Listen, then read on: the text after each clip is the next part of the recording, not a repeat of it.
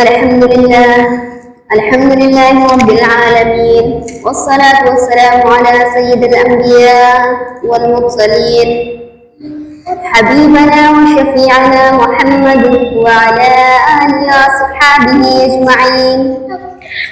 میرے محترم بھائیوں اور بہنوں، میرا آج کا عنوان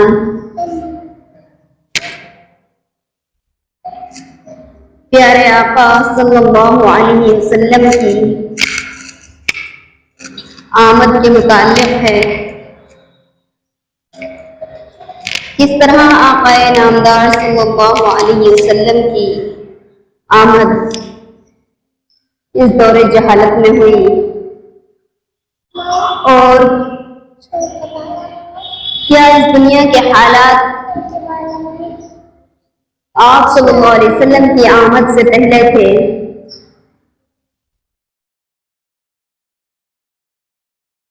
ذرا سوچئے اس وقت دنیا کیسی تھی؟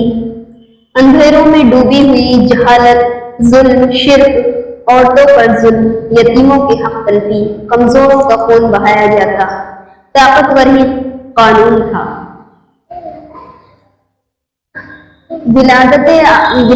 آپ کی ولادت سے پہلے عورتوں پر ظلم کیا جاتا تھا، یتیموں کا حق مارا جاتا تھا، کمزوروں کا خون بہایا جاتا تھا، عورتوں کی کوئی عزت نہ تھی، عورتوں کا کوئی مقام نہ تھا، یتیموں کا کوئی خیرخواہ، کوئی سہارا نہ تھا، اور کمزوروں کا کوئی ہمدرد نہ تھا۔ ایسے ماحول میں اللہ نے ہمارے نبی صلی اللہ علیہ وسلم کو بھیجا اور فرمایا وَمَا أَرْسَلْنَاكَ إِلَّا رَحْمَةً لِلْعَالَمِينَ، ترجمہ، اور ہم نے آپ کو نہیں بھیجا مگر تمام جہانوں کے لیے رحمت بنا کر۔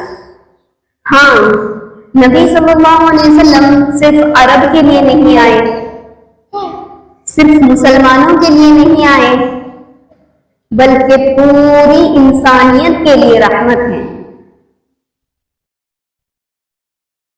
اللہ نے یہ نہیں فرمایا کہ ہم نے آپ کو بھیجا مسلمانوں کے لیے رحمت بنا کر، اللہ نے یہ نہیں فرمایا کہ ہم نے آپ کو بھیجا آپ کی امت کے لیے رحمت بنا کر، اللہ نے یہ نہیں فرمایا کہ ہم نے آپ کو بھیجا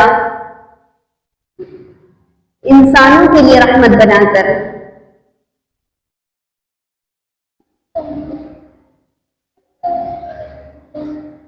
بلکہ اللہ نے آپ صلی اللہ علیہ وسلم کو بھیجا پورے جہان کے لیے رحمت بنا کر۔ میرے عزیزوں، آئیے آج ہم رسول اللہ صلی اللہ علیہ وسلم کی زندگی سے چند جھلکیاں لیتے ہیں۔ آپ صلی اللہ علیہ وسلم کا اخلاق کیسا تھا؟ قرآن کہتا ہے وَإِنَّكَ لَعَلَىٰ خُلُقٍ عَظِيمٍ، آپ کی زبان پر کبھی گالی نہ تھی، آپ کے ہاتھ سے کبھی ظلم نہ ہوا، آپ دشمن کے ساتھ بھی عدل اور نرمی فرماتے تھے، آپ صلی اللہ علیہ وسلم یتیم بچوں کے سر پر ہاتھ پھیرتے، غریبوں کے ساتھ کھانا کھاتے، عورتوں کو عزت دی، عورتوں کو وہ مقام دیا جس کی عورت حقدار تھی۔ زمانہ جاہلیت میں عورت کی کوئی عزت نہ تھی، کوئی مقام نہ تھا، عورت کو ایک غلیظ چیز سمجھا جاتا تھا اور عورت کو سراپائے گندگی کہا جاتا تھا۔ عورت کی کوئی اپنی حیثیت نہیں تھی، اگر اس کا خاوند مر جاتا تو اس کو یا تو اس کے ساتھ زندہ جلا دیا جاتا، اور اگر وہ ایسا نہ کرتی تو اس کو 1 سال بند کمرے میں چھوڑ دیا جاتا، جہاں پر ضروریات کے سامان، کھانا پینا بھی پورا نہ دیا جاتا تھا، اور اگر وہ اس کے باوجود بھی زندہ بچ کر نکل جاتی اس اندھیری کوٹری سے تو اس کو کالا منہ کر کے پورے شہر میں، پورے علاقے میں گھمایا جاتا، تب اس کو اس دنیا میں جینے کا حق دیا جاتا تھا۔ پھر بھی اس کو لوگ بڑی گندی اور بڑی گری ہوئی نظر سے اس کو دیکھا کرتے تھے۔ یہ عورت کا مقام، یہ عورت کی عزت تھی اس وقت۔ جب آپ صلی اللہ علیہ وسلم کی آمد ہوئی، آپ صلی اللہ علیہ وسلم نے عورت کو ایک مقام دیا، عورت کو ایک مرتبہ دیا، غلاموں کو آزادی دی، انسانیت کو وقار دیا۔ آپ صلی اللہ علیہ وسلم کی ولادت سے پہلے بچی کی ولادت کو برا سمجھا جاتا تھا، اور اگر کسی کے یہاں بیٹی پیدا ہو جاتی تو اس بیٹی کو زندہ درگور کر دیا جاتا تھا۔ اس بیٹی کو بنا دل پر کوئی احساس کیے اس کو دفن کر دیا جاتا تھا، بنا کسی قصور کے۔ اس کا قصور صرف یہ ہوتا تھا کہ وہ اس دنیا میں پیدا ہو۔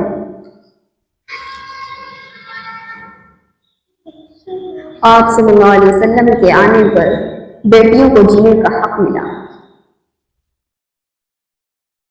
راتوں کو کھڑے ہو کر آپ صلی اللہ علیہ وسلم روتے، امت کے لیے دعائیں کرتے اور فرماتے، اللہ میری امت کو بخش دے۔ آپ صلی اللہ علیہ وسلم کا امت کے ساتھ یہ شفقت اور یہ محبت کرنا۔ آپ صلی اللہ علیہ وسلم نے فرمایا، میری مثال اس آدمی کی طرح ہے جو آگ جلنے سے اپنے پروانوں کو بچا رہا ہوں، اور تم سب آگ میں گرنے کو دوڑ رہے ہو اور میں تمہیں کھینچ رہا ہوں۔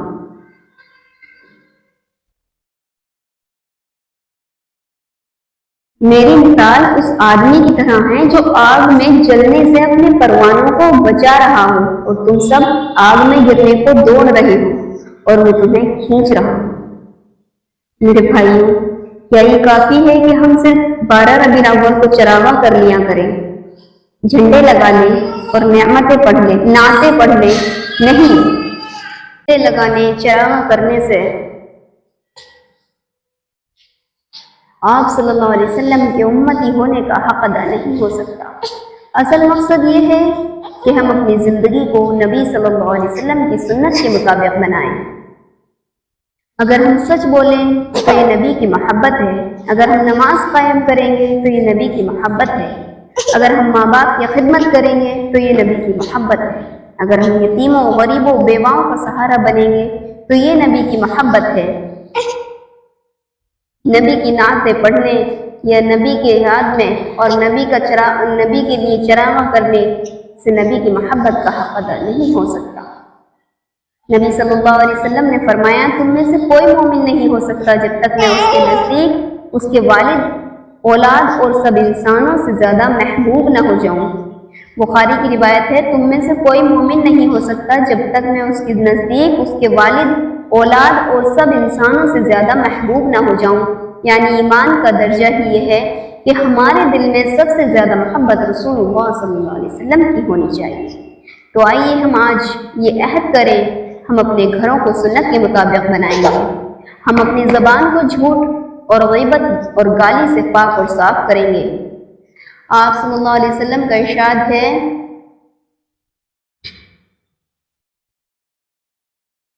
مسلمان ہر گناہ کر سکتا ہے، مسلمان ہر گناہ کر سکتا ہے، جھوٹ کبھی نہیں بول سکتا۔ تو اس سے معلوم ہوتا ہے کہ جو جھوٹ بولے گا وہ مسلمان ہو ہی نہیں سکتا۔ تو ہم عہد کریں کہ ہم اپنی زبان کو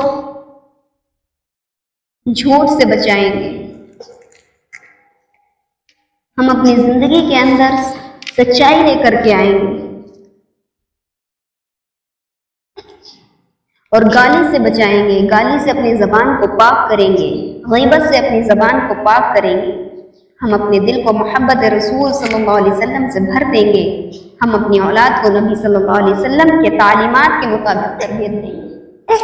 ہمیں نبی صلی اللہ علیہ وسلم کی سچی محبت نصیب فرما، یا اللہ ہمیں ان کی سنتوں پر چلنے کی توفیق عطا فرما، یا اللہ قیامت کے دن ہمیں نبی صلی اللہ علیہ وسلم کی شفاعت نصیب فرما، یا اللہ ہمیں ان کے حوض کوثر سے پینا نصیب فرما، یا اللہ ہماری اولاد کو نبی صلی اللہ علیہ وسلم کا فرما بردار اور دین کا خادم بنا دے۔ آمین یا رب العالمین.